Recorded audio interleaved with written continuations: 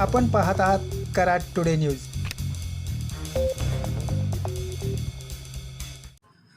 पुणे बेंगलोर राष्ट्रीय महामार्गावर मध्यरात्री 1 वाजता मलकापूर येथील कोयना औद्योगिक वसाहतीसमोर सातारा बाजूकडे जाणारा दुधाचा टँकर जुन्या चेंबरला धडकून टायर फुटल्याने अपघात झाला. यामध्ये टँकरची डिझेल टाकी फुटल्याने सर्व डिझेल रोडवर पसरले. त्यामुळे मोठी दुर्घटना घडण्याची शक्यता होती. यावेळी डीपीजेन कंपनीचे सुरक्षा विभागाचे PRO जगन्नाथ थोरात यांनी तात्काळ अग्निशामक दलास माहिती दिली.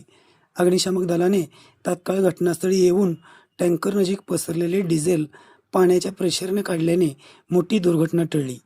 या घटनेमुळे महामार्गावर वाहतूक विस्कळीत झाली होती. कराड शहर पोलीस स्टेशनचे सहाय्यक पोलीस निरीक्षक अशोक भापकर यांच्यासह सुरक्षा रक्षकांना वाहतूक सुरळीत केली.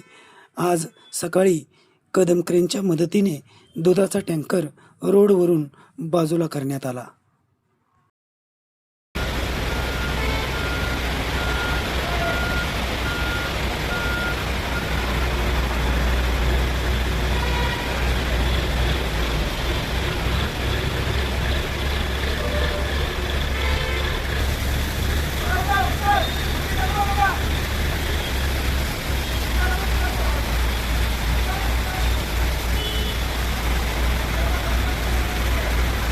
जाऊ दे